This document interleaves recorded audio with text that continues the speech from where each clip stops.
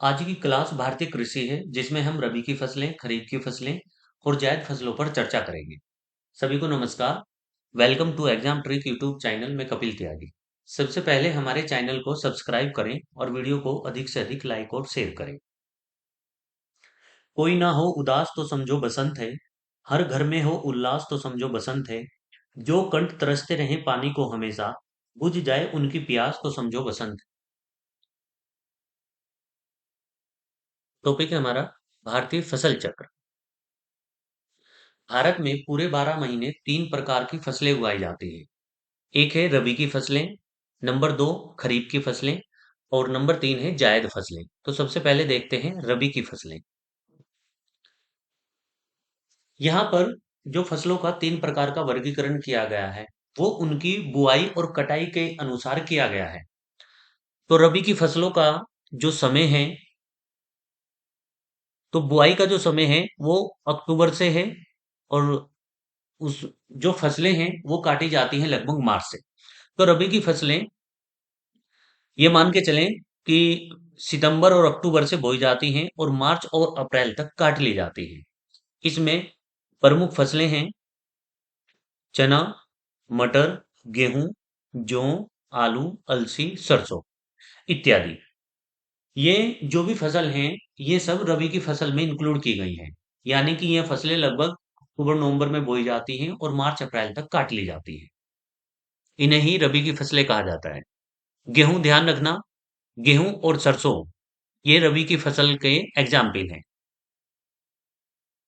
Next है खरीफ फसलें। खरीफ की फसलें लगभग जून और जुलाई में बोई जाती हैं और सितंबर अक्टूबर तक काट ली जाती हैं। इनमें मेन फसल चावल, ज्वार बाजरा, कपास तंबाकू, मक्का सोयाबीन मूंगफली, जूट और उड़द इत्यादि ये सब खरीफ की फसलों में शामिल की गई हैं। रबी की फसल की मेन फसल गेहूं और सरसों। इसी तरह से यदि खरीफ की फसल की बात की जाए तो इसकी मेन जो फसल है वो चावल है।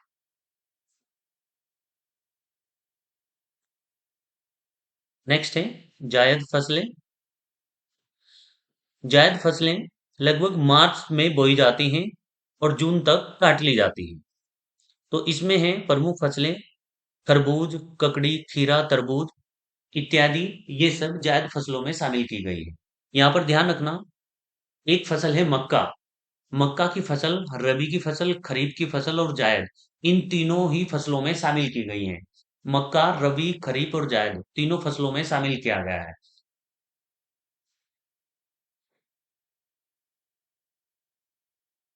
भारत के 3 शीर्ष खाद्यान्न उत्पादक राज्य।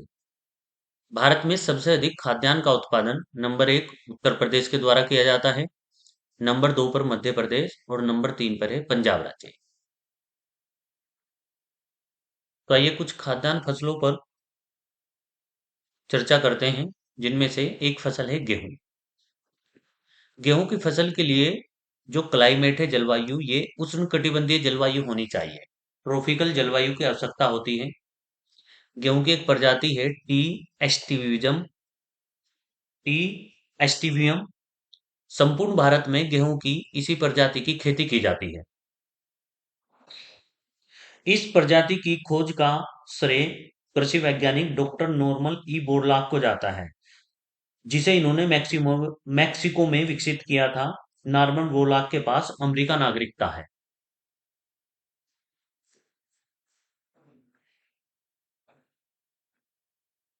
गेहूं में सामान्यतः मिलने वाले न्यूट्रेंट एलिमेंट पोषक तत्वों पर बात करते हैं। गेहूं में कार्बोहाइड्रेट लगभग 65 से 70% पाया जाता है। इसी तरह से गेहूं में प्रोटीन की मात्रा होती है 8 से 15%।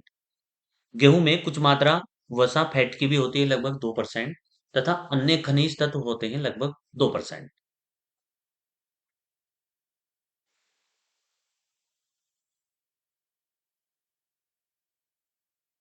गेहूं में पाए जाने वाले विटामिन B1, B2, B6 व ई पाए जाते हैं।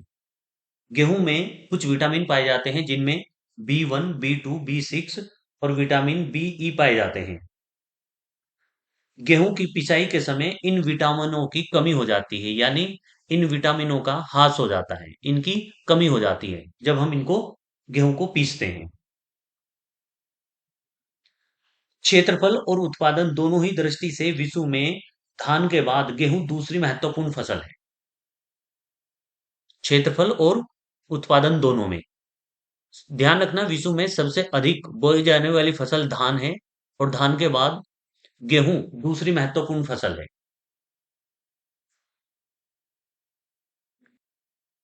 गेहूं में लगने वाले प्रमुख रोग।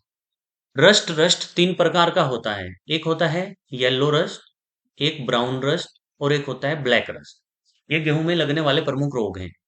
एक रोग हुआ है, एक रोग का नाम है करनाल बंड, एक है अनावर्त कंडुआ लोस स्मूथ और एक होता है गेहूं का झुलसा हुआ रोग। ये गेहूं में लगने वाले कुछ प्रमुख रोग हैं।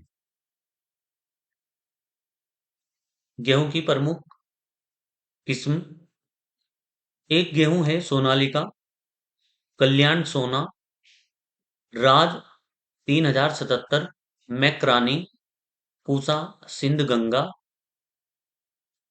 गिरजा गोमती, देश रत्न, भवानी चंद्रिका कंचन पूसा बेकर। ये सब गेहूं की कुछ प्रमुख फसलें हैं। गेहूं उत्पादन में भारत के तीन बड़े राज्य, जिनमें से गेहूं का सबसे अधिक उत्पादन नंबर एक उत्तर प्रदेश, नंबर दो मध्य प्रदेश और नंबर तीन पंजाब राज्य करता है। भारत में गेहूं का सबसे अधिक उत्पादन उत्तर प्रदेश करता है, नंबर दो पर मध्य प्रदेश और नंबर तीन पर पंजाब। इसी तरह से यदि हम वर्ल्ड लेवल पर देखें तो दुनिया में सबसे अधिक गेहूं का उत्पादन नंबर एक पर चीन, नंबर दो भारत और नंबर तीन रूस।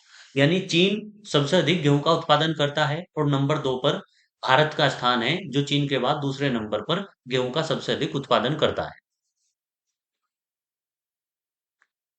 नेक्स्ट फसल है चावल, और चावल खरीफ की फसल है। गेहूं की फसल की हमने बात की थी, गेहूं की फसल रबी की फसल है। तो चावल की उत्पत्ति दक्षिण पूर्व एशिया में हुई है। चावल के उगने के लिए या चावल की फसल के लिए औसत तापमान लगभग 24 डिग्री सेंटीग्रेड होना चाहिए। चावल के लिए पानी की बहुत अधिक आवश्यकता होती है, यानी कि जहां पर चावल का उत्पादन किया जा रहा है वहां पर औसत वर्षा लगभग 150 सेंटीमीटर होनी चाहिए। चावल एक सौ परागित फसल है। नेक्स्ट, चावल की बुआई का समय लगभग जून जुलाई होता है। एजोला और नीलहरित शैवाल का उपयोग धान की फसलों में नाइट्रोजन की आपूर्ति हेतु जैव उर्वरक के रूप में किया जाता है। यदि आप किसी एग्जाम की तैयारी कर रहे हैं तो उसके लिए मोस्ट इंपोर्टेंट पॉइंट है कि धान की फसल में जैव उर्वरक का प्रयोग, बायो फर्टिलाइजर का प्रयोग किसके रूप में किया जाता है, या बायो फर्टिलाइजर किस तरह से यूज किया जाता है। तो इसमें एजोला और नील हरित शैवाल धान की फसलों में फर्टिलाइजर के रूप में यूज किए जाते हैं। किस रूप में? बायो फर्टिलाइजर के रूप में। तो एजोला और नील हरित शैवाल का उपयोग धान की फसल में नाइट्रोजन की आपूर्ति के लिए बायो फर्टिलाइजर के रूप में किया जाता है।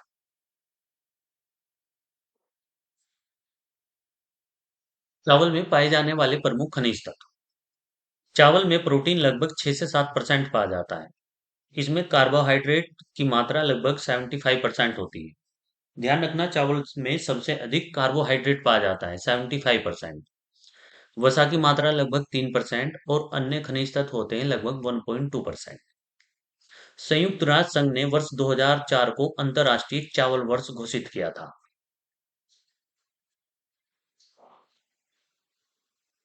अंतर्राष्ट्रीय चावल अनुसंधान संस्थान का दक्षिण एशिया का क्षेत्रीय केंद्र उत्तर प्रदेश के वाराणसी में लगाया गया है।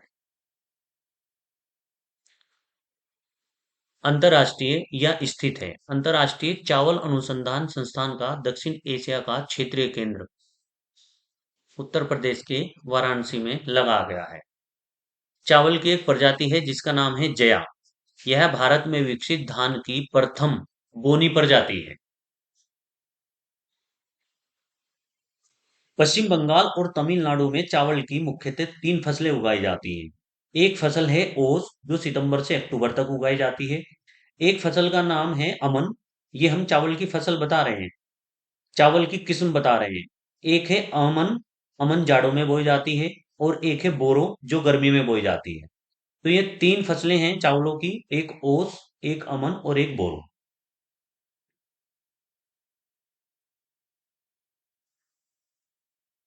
भारत सरकार ने एक चावल तैयार किया है जिसका नाम है गोल्डन राइस, और गोल्डन राइस में सबसे अधिक विटामिन ए पाई जाती है। चावल के धुलने पर सामान्यतः विटामिन बी 1, चावल में ध्यान रखना, नॉर्मल चावल में विटामिन बी 1 पाई जाती है जिसका नाम है थायमीन, और गोल्डन राइस में पाई जाती है विटामिन ए। चावल के धुलने पर सामान्यतः विटामिन बी 1 यानी कि थायमीन नष्ट हो जाती है। इसके अलावा पॉलिश किए गए चावल के ऊपरी परत से भी थायमीन नष्ट हो जाती है।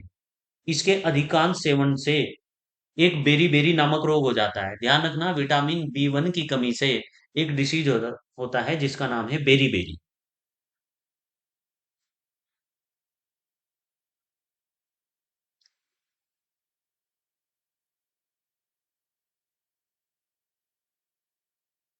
तो चावल के धुलने पर सामान्यतः विटामिन बी 1 थायमीन नष्ट हो जाती है। इसके अलावा पॉलिश की गई चावल के ऊपरी परत से भी थायमीन नष्ट हो जाती है।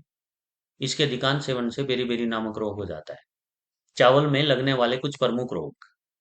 चावल में एक रोग होता है खैरा रोग, एक होता है झुलसा रोग, पत्ती का भूरा धब्बा रोग, और एक रोग होता है छोका।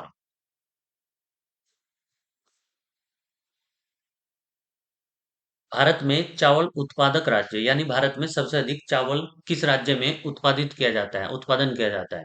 भारत में सबसे अधिक चावल का उत्पादन नंबर 1 पश्चिम बंगाल, नंबर 2 पर उत्तर प्रदेश और नंबर 3 पर है पंजाब। यानी सबसे अधिक पश्चिम बंगाल, और पश्चिमी बंगाल के बाद सबसे अधिक चावल का उत्पादन उत्तर प्रदेश, और नंबर 3 पर है पंजाब। इसी तरह से यदि हम देशों की बात करें, तो दुनिया में सबसे अधिक चावल का उत्पादन चीन, और नंबर 2 पर भारत, और नंबर 3 पर है बांग्लादेश। आप एक लॉजिक लगा सकते हो कि दुनिया में सबसे अधिक आबादी चाइना की है और उसके बाद भारत की है। तो इतनी बड़ी आबादी को खाने के लिए, यानी उनका पेट भरने के लिए सबसे पहले आवश्यकता होती है अनाज की। अनाज में हम चावल और गेहूं दोनों को मान रहे हैं। ध्यान रखना, दुनिया में सबसे अधिक जिस फसल का उत्पादन होता है वो होती है चावल, और चावल के बाद दुनिया में सबसे अधिक फसल बोई जाती है गेहूं की। तो चाइना और भारत दोनों में, चाइना नंबर 1 है गेहूं और चावल में, और दूसरा स्थान है भारत का गेहूं और चावल के उत्पादन में।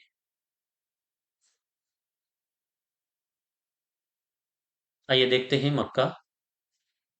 मक्का एक उभयलिंगी पौधा है, अर्थात इसमें एक ही पौधे पर नर और मादा पुष्प होते हैं।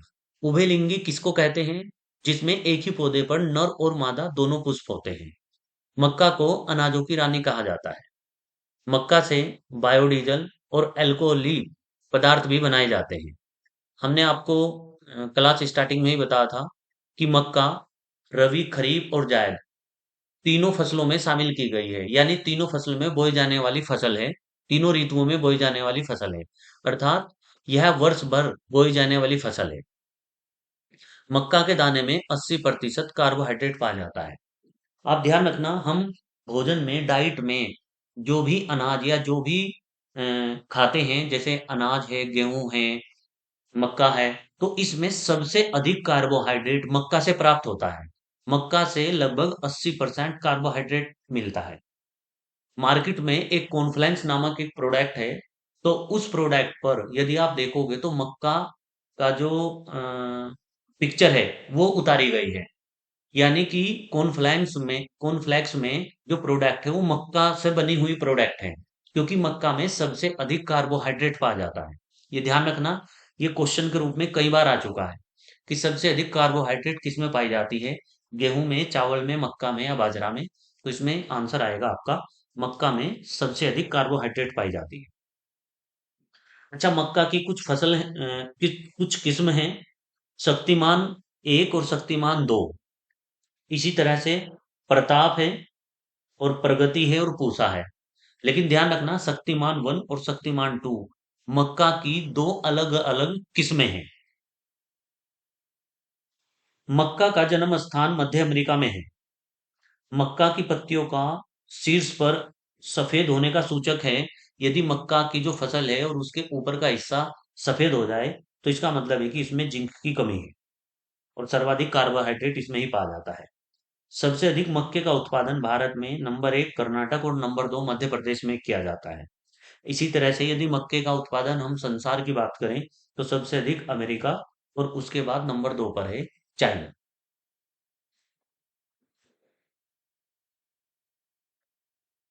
और लास्ट है विविध तथ्य। अन्न भंडार करते समय दानों में लगभग 14% नमी होनी चाहिए, वरना दानों के खराब होने की संभावना अधिक हो जाती है। दक्षिण भारत के अन्न भंडार की उपमा कावेरी घाटी को प्रदान की गई है। C4 पौधा मक्का, बाजरा, ग्वार और गन्ने को कहते हैं। इसमें जड़ तना के दौरान 4 कार्बन युक्त ऑक्सोलिसिस बनते हैं, जिस वजह से इन्हें C4 पौधा कहा जाता है। अच्छा, डायरेक्ट कभी कभी क्वेश्चन पूछ लिया जाएगा कि निम्नलिखित में से C4 पौधा कौन सा है। तो उसमें ध्यान रखना है, 4 पौधे हैं, मक्का, बाजरा, ग्वार और गन्ने को C4 पौधा कहा जाता है। तो थैंक यू वेरी मच। मिलते हैं इसी तरह की एक रोचक वीडियो के साथ। तो सबसे पहले हमारे चैनल को सब्सक्राइब करें और अपने ग्रुप में वीडियो को अधिक से अधिक लाइक और शेयर करें। तो थैंक यू वेरी मच।